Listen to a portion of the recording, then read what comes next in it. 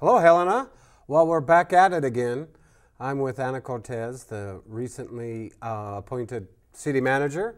Welcome to the program, Ana. Thank you very much. I love being here. Yeah, it was a lot of fun last time. We've come up with a name, and it's what keeps her up at night, the city Helena. So we're going to be talking about some seasonal things on this program. First thing I want to tackle is winter.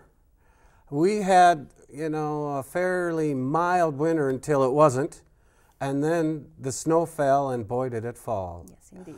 So, you know, overall, I think our snow removal this year, you weren't here last year, so I'll just put my 2 cents in here, was a heck of a lot better. Okay. And so let's kind of discuss a little bit about how the city is going to move forward to, you know, make this even more congenial. Of course.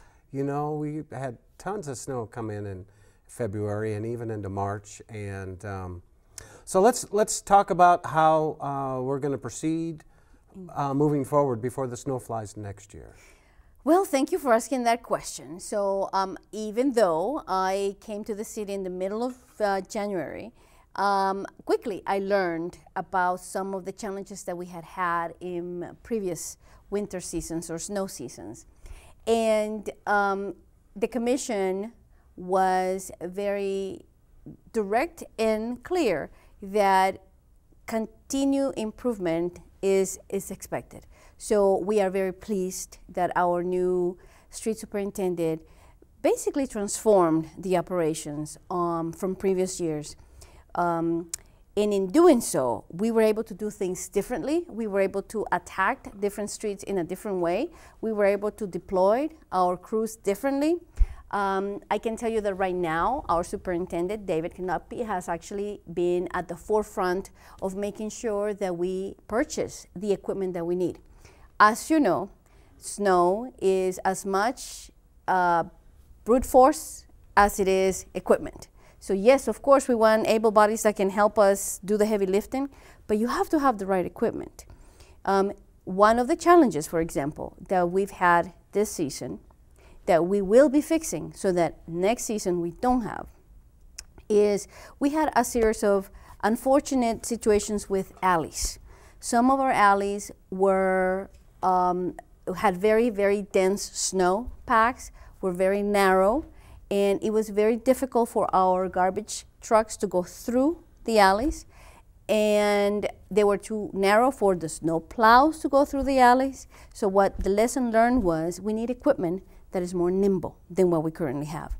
And so we are very proud of the work that the streets crew, all the outcomes that we had, but there always is room for improvement. And so I can tell you that the mayor a number of times has been very eloquent in thanking the snow crew for amazing changes that we've had. In saying that, with the leadership at the Department of Public Works, we agree that there's still room for improvement. We are going to be hosting a series of focus groups or community forums, community dialogues, beginning in the spring, probably literally in the next month or so that we can ask two very fundamental questions. What worked? What didn't? The things that worked, we want to continue doing. The things that didn't, we want to fix. We are going to be discussing our capital request for the commission in about a month, I would say, probably in early May, so less than a month. And part of that capital request is going to include a number of new pieces of equipment to do exactly that. Another shift or a change, I guess, in the approach is that up to this point, the main focus has been streets. Now our focus is streets and sidewalks, is both. A point of clarification. It does not mean that you as the homeowner are not responsible for clearing your sidewalk. You are responsible. But the difference is that now the city has the equipment to go in front of your house, clean it up quickly, and then we'll send you a bill. So we still want you to clean it, but if for whatever reason you're not getting to it, we have the equipment to go into the sidewalk and do the work. This is equipment that we just purchased. Literally, probably it was at around February when we actually purchased equipment specifically for sidewalks. So that's a change, just to give you an example. So is that equipment going to be worked in pedestrian areas in the downtown area, and then will be used to do residential sidewalks if needed? That is correct. Is that is correct. So let's kind of dig into how is it that the city is going to decide when a sidewalk gets shoveled? So we currently have an ordinance. We have an ordinance that tells you exactly what the time window is for you to clear up your streets. So let's pretend you're a business. Let's pretend that you are a resident. We expect you to take care of your sidewalk. For a business, I believe it's 24 hours after a snow event. So one of the questions that we get often is, it's snowing on Monday, but I'm not going to clean it because it's gonna snow on Tuesday or on Wednesday. Am I breaking the law? No. We expect the snow event to be over before the clock starts ticking. The bottom line is, however, that if you wait too long, you get that gummy, impossible to remove ice, which I learned the hard way, by the way. And so it behooves you to be smart about how you remove your snow. But the bottom line is the clock doesn't start ticking until the end of the snow event. We are reasonable. However, we're still concerned with safety. Sure. Yeah, you betcha. So let's say and this might be brought up in your focus group, folks who are unable to take care of the work, whether they're disabled or elderly. Of course. How will they be able to reach out and let you know that they're unable to do that? So we will have ways for whether if it's you yourself, and let's say that you're not a computer, you're not comfortable with computer, you may not have a smartphone. We still have the old-fashioned way of folks calling a hotline, but we will have smartphone apps. We're in fact about to roll out the new software that we have. We're using City Source, and it's going to elevate in many different ways and the way that problems get reported to the city. The idea here is really to go away from paper and pencil as much as possible and go into a situation where if you're walking in a street, let's just say you're walking, it's winter, it's been 3 days after a snow event, and you see a sidewalk that clearly has not been addressed, you can pick up your phone, you can take a picture, you send it directly to us. So now we know. We take care of it. And let's say that we use the new equipment we have, and we give you an invoice. And then you say, but I couldn't do it because of a disability, because of a sickness.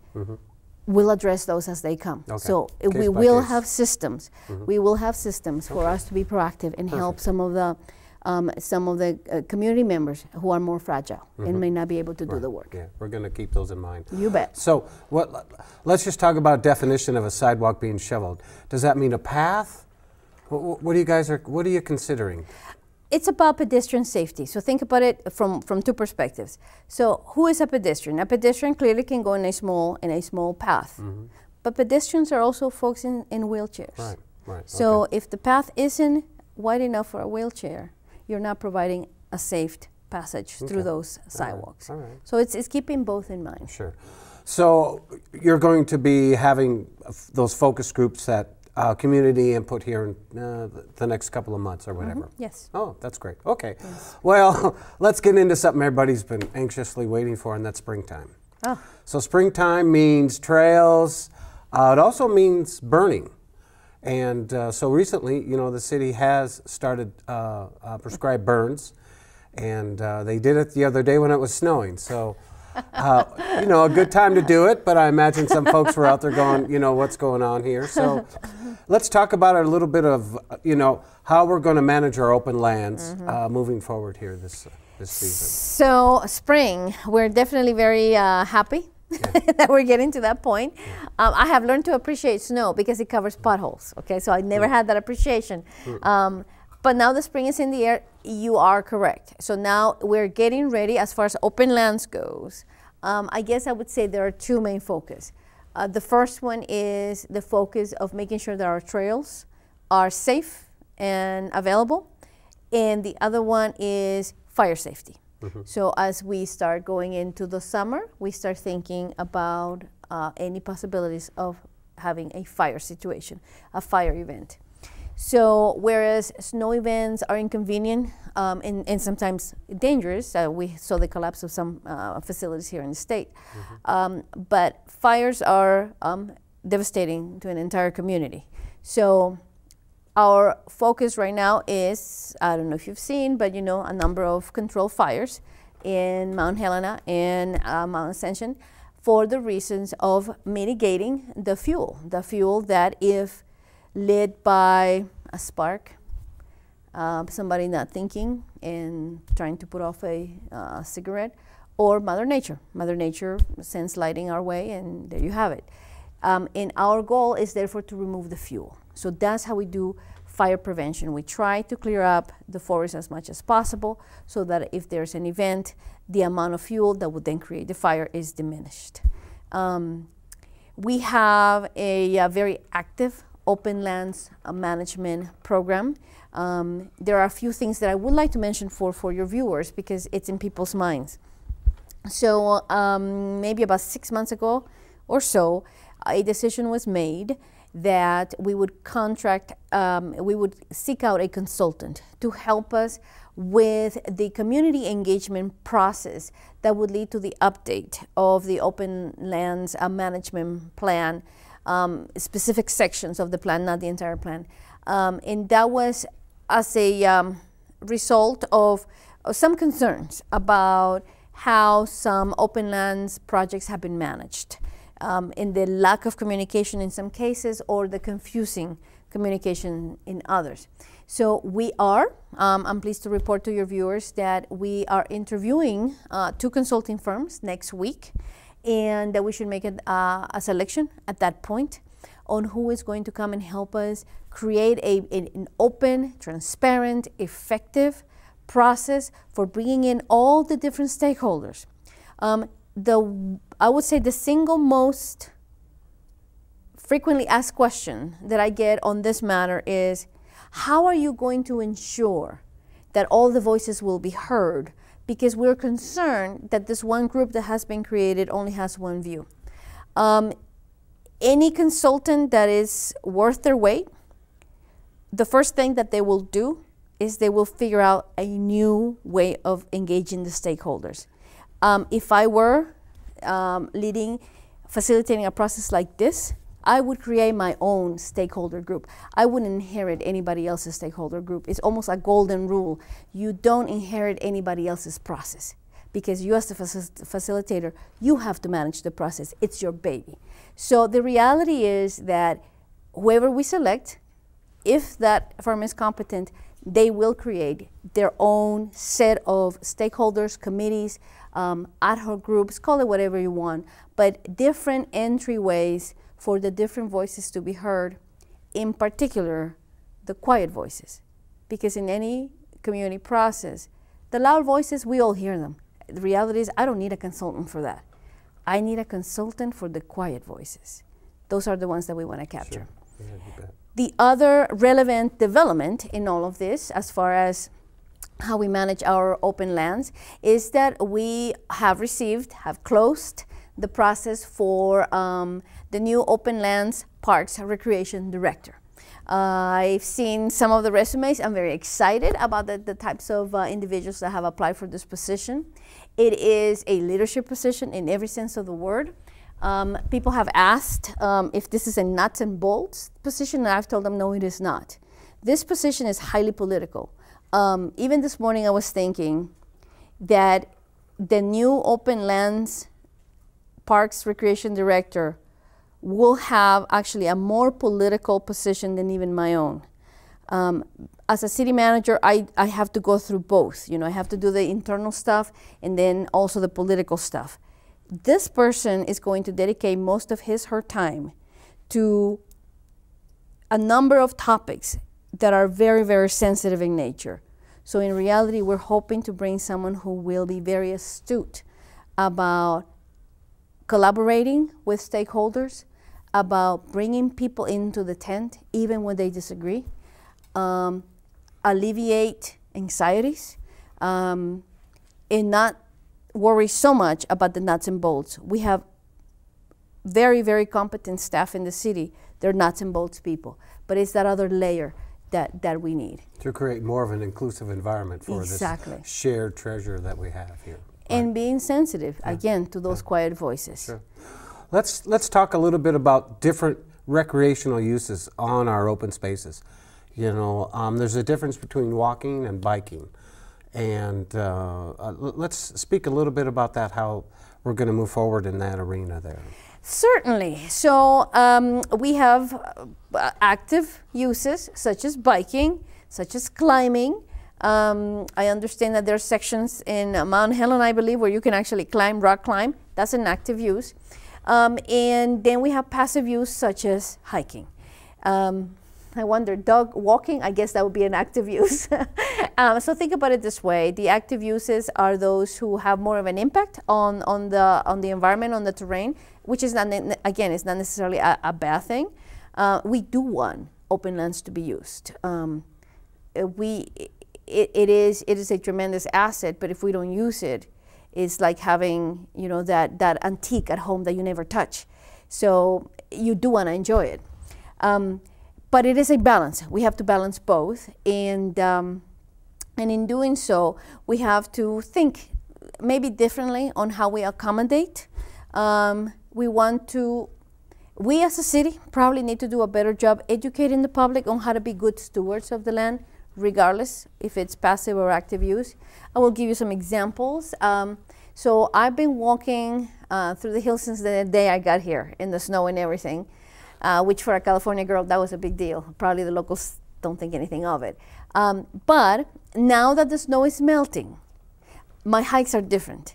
It's the same route, it's the same general trails, but I'm noticing a couple of things. I'm noticing some impact to the trails because of what seems to be motorized. It could be bikes, could be motorized bikes. I'm not 100% sure, but I will tell you that in some communities, there are schedules. There are schedules when you can ride your bike in a trail. Why?